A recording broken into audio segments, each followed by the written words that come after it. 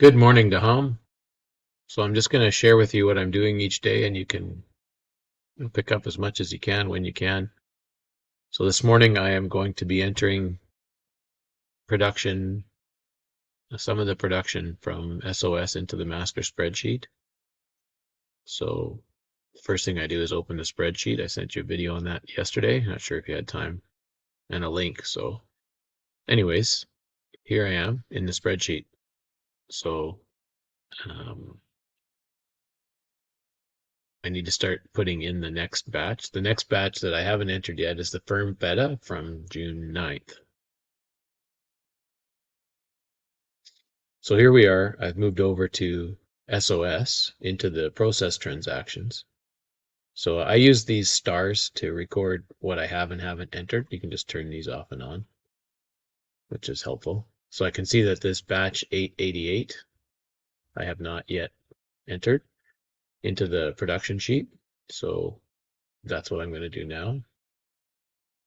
So here I am back in the sheet. So this was for the 9th, last Friday. And there's other things need to be, so I'm going to make a 9th entry and then I'm going to copy that down. I think there's a few other things yet to be entered, so I'm just going to leave room for that. So this was firm feta 11 kg, right? And I always want these names to be exactly the same so that we can run our reports and stuff. So I usually copy them, I don't type them. So it was a firm feta 11 and a firm feta 3. So that's what I put in there. The Shaban brand. Now this is important what I'm going to say now. We don't put the bulk entry in here, just the final ones, because that's where the final cost ends up. So this was 888A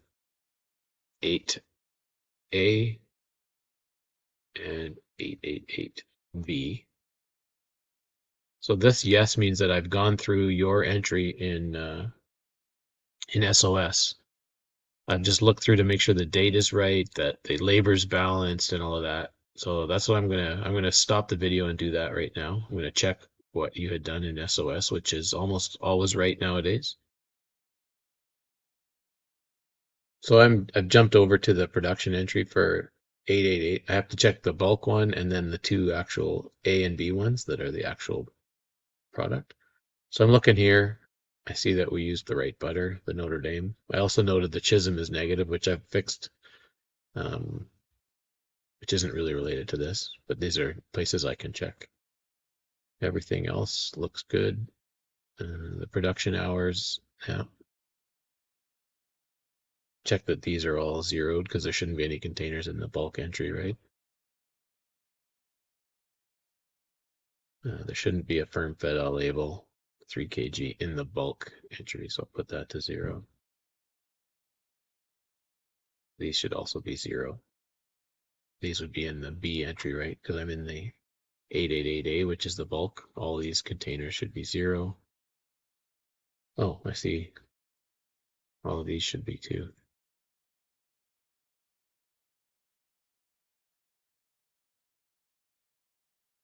Right. Okay, so now I've checked that.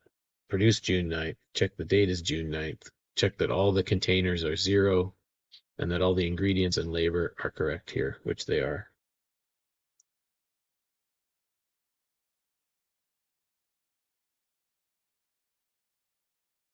So now I've checked that. I'm going to check 888A, 15, 15, 15, use most of the cheese, right? Leaving 3 kilograms. That's correct. The date is 9.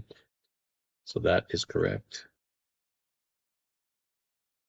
Now I'm going to check 888B. That should be just the one pail, one lid, one label, and use up the last 3 kgs, and date is the 9th. That's right. Okay, so now we're going to go get the actual numbers that we transfer. So this is a whole new area probably for you. We go into reports. We go into reconciled journal entries. So this is journal entries are the transactions that get moved from SOS to QuickBooks. So this is how we view them. We go to reconcile journal entries. And this is also the best way to get all the costing data. We want to do this for the 9th, right? And there's different kinds of transactions, like the shipments. All these different things are all different kinds of journal entries that gets moved to QuickBooks, but we are just concerned with process transactions. So reconcile journal entries for the 9th, process transactions. This blue means it hasn't synced yet. So I'm just going to hit the sync button because we made about, well, every time I hit save on those things, it was updating. It hasn't, I didn't sync yet. So I'm going to stop. Okay, so I had hit the sync button and now I'm just going to hit display report again. And now these are, this shows us what the numbers are in QuickBooks. If they're both zero, green means it's fine that they're zero in both. And then it would say red if any were out of sync. It's all in sync right now. So we're all good. So the first thing I'm looking for is what's my labor? The labor cost, the butter cost, and the milk cost, if any, I transfer over to the spreadsheet. So here we can see the labor cost was $412.81. We can see the butter cost was $428.76. These input transactions is what went into the batch, and the output is the total output, quantity, and cost. So these are the numbers I want to transfer over.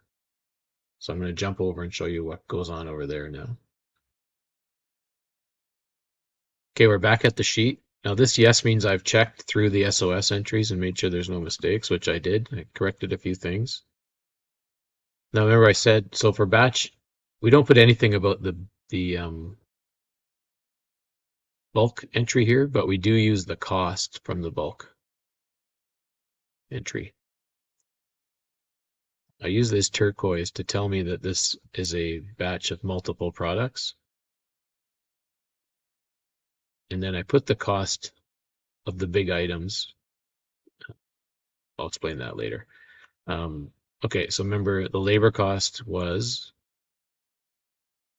$428.76. That was from the 888 bulk entry. That's a labor cost for both A and B, but we can't split them up, so we just put it all there. The butter cost was $412.81. And it looks like there was no milk, so the milk is zero. Now we put in the output cost for the A and B batches right here. So the total output cost, the total cost of batch 888A was $1147.74.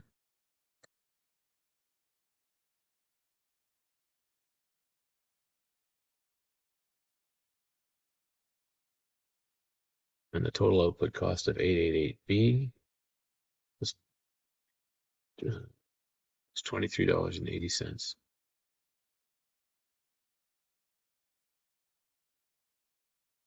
Units made of the 11K. It's always 15, right? And this is 1.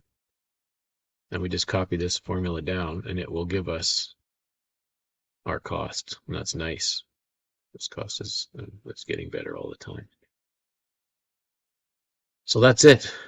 That's what I'm doing every day. I don't put the 888 base batch in. I just put the cost of the A and B, but these big costs here for the major items do come from the bulk entry that you did.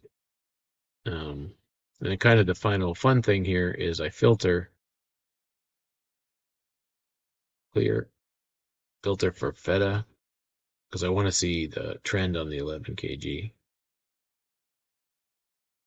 So there. You can see the labor cost was quite a bit on that Friday batch compared to others. So it came back up a little bit, but not too bad. Okay, we'll keep picking away at this, and hopefully each day I'll make videos of what I'm doing, and whatever you can do, just do on the sheet, and I'll check it. So I'm still looking for that salty Carl from last week, so maybe you can try inserting that. You want to and we'll see how we do.